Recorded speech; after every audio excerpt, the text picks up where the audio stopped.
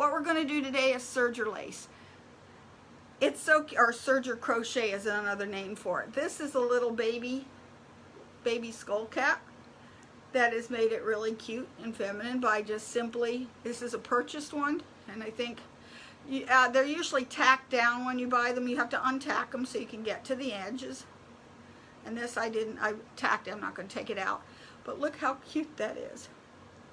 So you can make it as wide or as narrow as you like. It's great on collars, and you can do collars, table napkins, placemats, you name it, imagination run wild. Baby things, burp cloths, I've seen all kinds of things. And I found one yesterday on YouTube about how they made a carnation out of serger lace. So we're going to try that today. So this will be fun. So what do you need for serger lace? Pretty much any serger. Granted, the Babylocks are a whole lot easier to work. And you need thicker thread. You're going to set up your machine for a 3-thread wide overlock. And we'll talk about the settings on the Babylocks as soon as we go to the machine. You need some thread, and you need thicker thread than normal. So you need 2 cones or whatever of a thick thread. This one you can use is Pearl Crown Rayon. Is really pretty. It's shiny. Let me see if I can't get it out. Okay. Now some of this stuff you might need to use a thread net, because especially Pearl Crown Rayon is really bad about, and now it's all over. Here's what the thread looks like. It's twisted, and this one's by YLI. Superior makes one. It's designed for a serger or for bobbin work. You use the same thing with bobbin work. So Pearl Crown Rayon is a good one to use. You can use any of the sulky 12 weights or 30 weights. Woolly nylon, designer 6. You get different looks with the different types of thread. You want a nice thick thread. Variegated will look really nice because of the because we're doing carnations. And it's also a very thick thread. It will not go through the eye of a needle. So variegateds are great in this 12 weight. This is a sulky 12 weight. You can use designer 6. You can even use woolly nylon. Now woolly nylon's going to give you that really soft cottony type look to it. But you can use pretty much anything. We're going to set up the machine wide overlock. Now open this up. That means it's the left needle. Okay, go closer. Okay, you want your stitch select. Stitch selector should be on A because we're using that left needle. The wave selector should be on overlock. Okay, the blade width, I want the blade width as wide as it will go. At least I do. You could set it up. It's up to your taste. Your stitch length is going to be at 3 regular. Right here is the stitch width. Okay, so now I'm doing white 12 weight thread in both of the loopers, and I'm putting regular same match. I'm using regular matching thread right here. There. Okay. Why we're not using a 12 weight is because it doesn't like to go through those. 12 weight causes problems sometimes with threading through the any thread that can fit in the hole there, you can use it. This is not going to shoot through. You could try it. So I'm just going to make it long, about 18 inches, and then I'm going to use something called a thread cradle. I'm going to take about a yard of plain, ordinary white serger thread, or any color, doesn't matter. You're going to put the 2 cut ends together. See the 2 cut ends here? Sort of twist them together, roll them so they twist together. And I'm going to lock my threading tubes down. Well, that was too easy. On this model, I'm going to push and turn. On the newer, like that new Acclaim, it's going to say surge or thread, so you want to put it on thread it. And then turn the wheel. And then these serger, these extend out and create a vacuum. In here, I'm going to do the upper looper. So I can't, you can, on the Acclaim, you'd be able to do both loopers at the same time, but I'm not that coordinated. And I have the older Evolve. Okay, then you're going to take the end of your 12 weight thread and you're going to put it inside of this loop.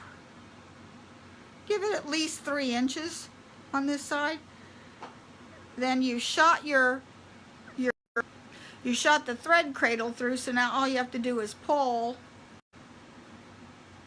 and then it comes out and we are ready to sew. Okay. I'm going to release my threading tubes and I'm ready to go. Differential feed is at neutral. Okay, so, I'm just going to test my stitch. I'm using my blade is up for now. And I'm going to use the clear foot, and you'll see why in a minute, because I need to see where things are.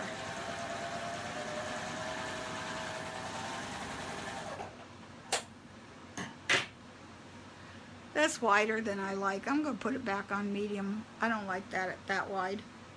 Let me see what it looks like at M. It's still wide, but I like it a lot better. Okay. They look about the same, but it's a little bit better. Okay, throw that away. That's mine. Okay, so to make the carnation, you want to take about an 8-inch long piece of fabric, put like a 1/2 inch hem on one side and just press it. And we're going to use this to make the rose. Wanting to make this on a collar that you're going to want to applique it on later, then what you want to stitch on is a band of like that ultra solvy or that, mostly because you're going to dissolve it away. Okay, now if you will notice, it's hard to see on these because my lines have disappeared. My needles are here and here. See that? There's a black mark, but it's hard to see. These are right in front of the needles. And what I want to do is this first needle right here is where I want to put my fabric. So I'm going to put the fabric right there. I'm going to be using this needle, so it should catch. And my stitch length is at 3. And I'm just going to sew a row. Make sure presser foot's down. I'm notorious for that. You don't want to go really fast.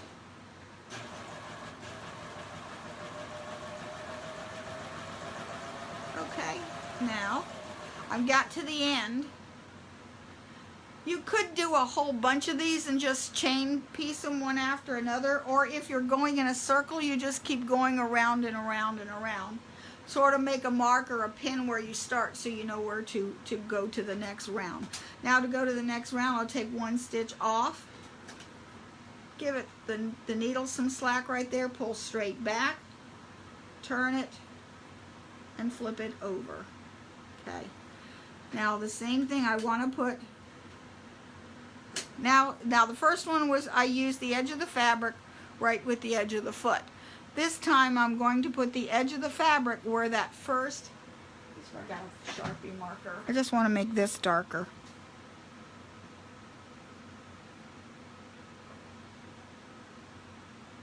I don't know if that's helping to make it darker or not. Nah, it is to me, but not, I don't think you can see it. But now my edge of my fabric is going to go right where needle number 1 normally goes. And I'm going to stitch another row.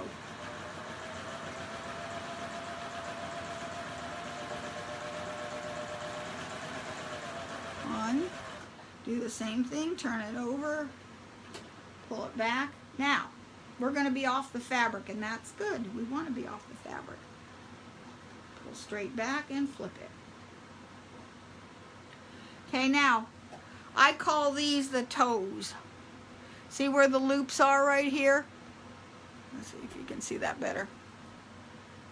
Let's see if does this help any? Not really. Well, we'll try. You have the toes. In other words, the edges of the loops. I want to keep the edges of the loops right at where this needle number 1 position is going. Okay, and then I sew. And you want to go slow, don't go too fast. Okay, and this is at stitch length number 3, or stitch length 3 millimeters. Straight back and turn. Okay, now we're going for round number 4. Okay, and I'm going to again position the toes right there at needle number 1, and now I'm going to put my stitch length down to 2. Okay, and things are staying nice and sweet and calm for the moment. Okay, now they're going to start to gather up. So again, I'm keeping it right there. You don't want to go too far to the left, because what happens to the left is that you're going to miss the toes and it's going to create a hole. So there's 1 round, and we're going to do 2. Straight back. I'm going to get this out of the way, because that's, and see, it's starting to ruffle a little bit. And so I just want to flatten it down. Okay, at this point I'm probably going to turn my blade off. I don't want any accidents, because if you accidentally go too far this way, you're going to cut it and you're not going to be happy. So it's starting to get, and so we're going 2 rows this way. Again, if this is starting to lift, it helps to have something. Another reason you want to put your blade down is because I like to use the tweezers to hold down the lace. If you go like this with your tweezers, that cutter is going to nab it, and it's going to snap, and it's going to could cause damage to your machine, but it's definitely going to tear up that blade. And those blades are 18 bucks each. No, I'm not using the, Denise said, am I using the clear curved foot? No, I'm just using the standard clear foot. Okay, just the regular one. Okay, did I put that down? I'm notorious for forgetting to, usually I don't even lift the presser foot, I just simply lift the toe like this and keep going. Okay, and then I want to hold it, and you want to, don't go too fast, and just keep that down with that first needle position.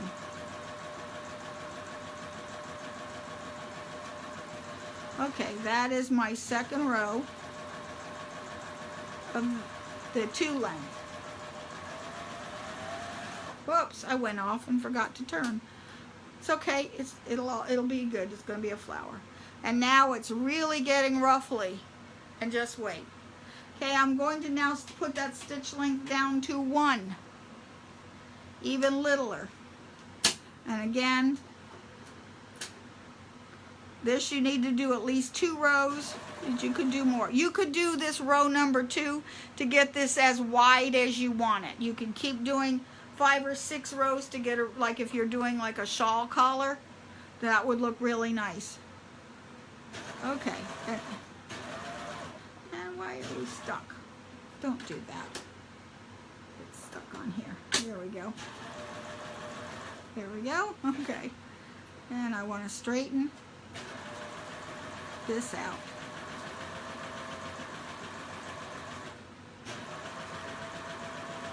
I'm just flattening those as they go under the foot. If it creases a little bit, no big deal. Sometimes it even helps to curve this and then just bring it in. That's going to give you even more ruffling.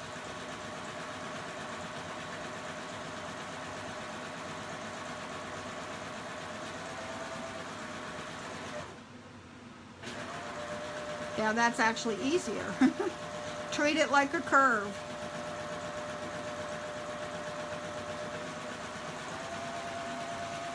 I don't think I want to put another row on that. Look how pretty and curly that is. I'll do one more. It says to do it, and I will. I'll behave. Okay, and one off. Up. Twist around.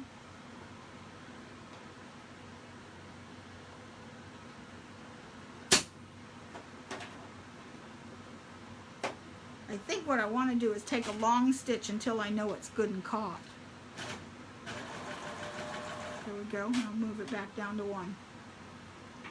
Okay, and now I'm really going in a circle here. See, I'm making, see how, come back out. See how this is curving? And so as I am pushing this lace right in front of the foot as it curves around, right here at this second line.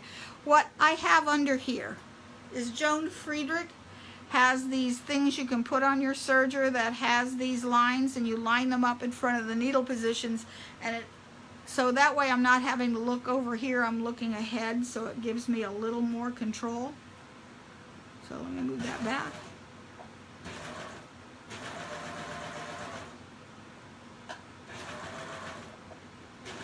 And I'm just sorting this out and just putting it underneath. But you can use a stiletto, you can use a purple thing, what else they have out there? Bamboo skewers. Oh, it was so funny. I saw one of these videos, they were talking about these wonderful bamboo skewers, and it was $8 for one. It's like, are you kidding me? You know what you do? You just get the skewers for shish kebabs, and for $8 you could probably get 100 of them. So this is really big. I'm a little slower than the cow that was on. I think it was somebody by Wonderful Threads was doing the one about the rose, about the carnation. I keep calling it a rose, but it's not. Oh wow, this is gorgeous. You could probably even use crochet cotton too, especially the fine one. This is only 8 inches, but it seems like, good Lord, this goes on and on and on and on.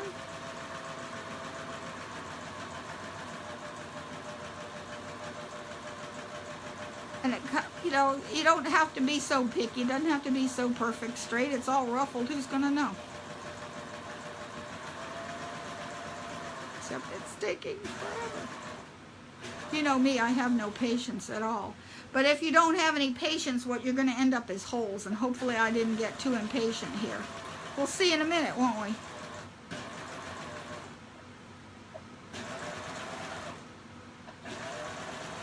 Okay. Okay, let's back up, take a look at this. Oh, there's a hole here. Ah, see, I missed. But you know what you can do if you got a hole? Zigzag it. No one's gonna know. Or just take a little bit of fabric glue. It'll stick. And that's really, you know, just when I mentioned, gee, I hope I didn't go off, is exactly when I did go off. But look at that gorgeous ruffle.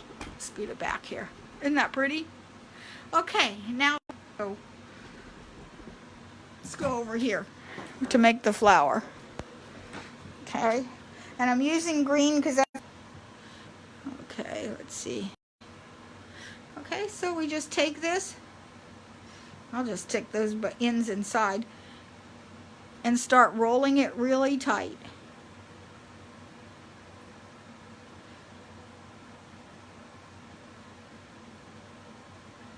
Roll it, roll it.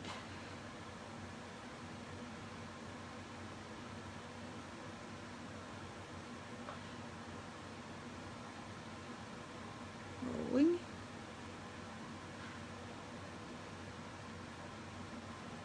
Whoops, got it caught. Can you guys see that okay? Ow. Pop. Did you hear my knee pop? Wow. Okay, when I get to the end, I'll just fold this end. Keep rolling it. And you could stitch it on the sewing machine. Oh, look at that. Isn't that cute? Where's pins? Pins, pins. Get some pins over here. And you can actually take this to your sewing machine and pin it down. But what I think, because I think that makes a fat, ugly stem, I don't like that. So after I sew it, I'm just going to pin it for now. After I sew it, I'm going to Get this piece of green wire from an old silk flower and stick it up in there. Then I'm going to cut it. I'm going to cut it like right here, and then I'm going to take the green floral tape. I had green floral tape around here somewhere. You know, a little florist tape, and just tape it down, and then oh, look how cute that is. That really made a nice flower. In fact, I think what I'm going to do is cut it right here and bind the ends and put that on a pin. I think that would make a nice pin, because you can flatten it down really good. Awesome, I love that. That turned out really cute.